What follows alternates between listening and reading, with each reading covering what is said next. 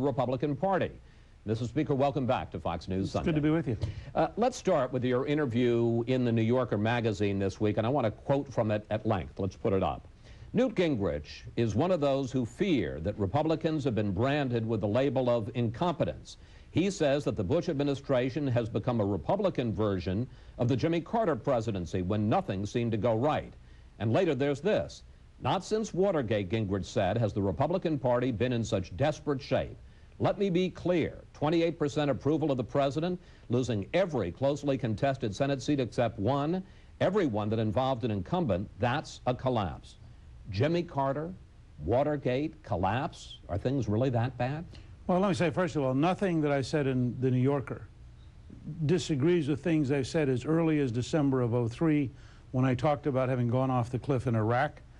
Things I said all through '04 in trying to get the Bush campaign team to shift from attacking Kerry personally to forcing a genuine choice over values and policies, to concerns I raised in December of '04, January, February of '05 about how they were approaching Social Security reform, through what happened at Katrina. I mean, so what I said in Newsweek may be, New Yorker, may be compressed, but in fact it is things that for the last 3 years I warned all last year that I suspected we were drifting into a catastrophic defeat. I don't see any other way to read '06 except it was a defeat. And if we don't have a serious open discussion of where we are, I don't see how we're going to change. Just take this week. An American with tuberculosis shows up at the border. We're in the middle of a debate over immigration and controlling the border. He shows up at the border. The computer says, do not let him enter and only deal with him in a hazardous suit. And the Border Patrol currently is so ill-trained, or the Immigration Service is so ill-trained, that the guy lets him in, looks at him with his eyeballs and says, you know, I don't think he looks sick, and lets him in. You learn that there are 3 illegal terrorists in New Jersey who were in the U.S. for 23 years illegally, intercepted by the police 75 times in the last 6 years, and it was never indicated that they were here illegally.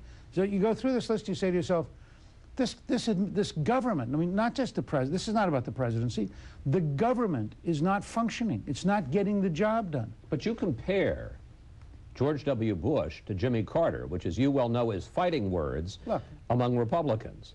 The functional effect in public opinion is about the same. Now, Republicans need to confront this reality.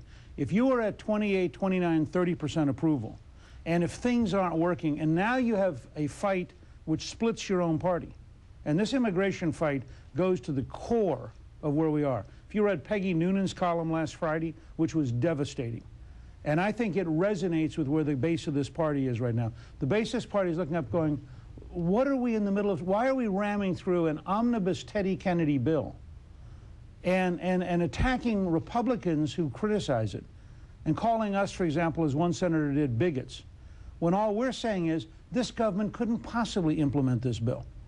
There's no evidence at all that this government's capable of executing We're going to get to immigration in a second, but White House spokesman Tony Snow pushed back at your comments this week, and let's take a look at them. Here they are.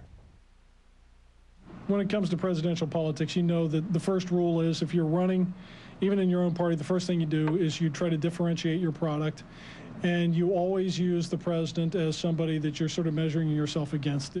He says you're trying to carve out a place in the Republican debate by knocking the president. Look, Tony Snow is a great friend, and I admire him a great deal, and it's a nice try.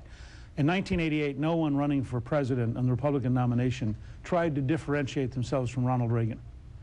There's a lesson there. Ronald Reagan was enormously popular. The fact is, I'm not, forget presidential politics, we as a country over the next year and a half have to do dramatically better. You just had a report from Iraq that's very sobering. You have a comment from General Sanchez that should alarm every American. You have the report today of the terrorists being picked up in New York who are trying to blow up the jet fuel. And by the way, one of those terrorists was picked up on the way to Iran for a conference on Islamic behavior around the world. Basically, what do you think is wrong with George W. Bush?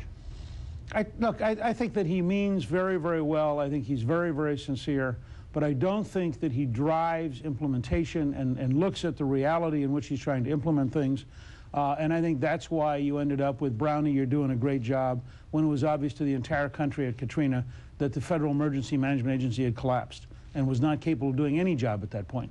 And I think as a result, the administration has very, very high goals. Democracy throughout the Middle East and very weak bureaucratic support for those goals. And the result is an enormous mismatch in just sheer implementation.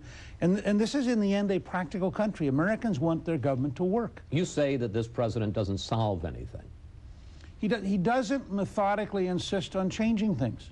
He does. I mean, again, take the example last week. If somebody with tuberculosis, who is actually in the computer system, can't be stopped at the border, if you have 3 terrorists in New Jersey who have been here illegally for 23 years, and the Senate, by the way, voted to sanction cities and counties not asking if you're illegal, and an amendment to this what I think is an absolute disaster of immigration legislation.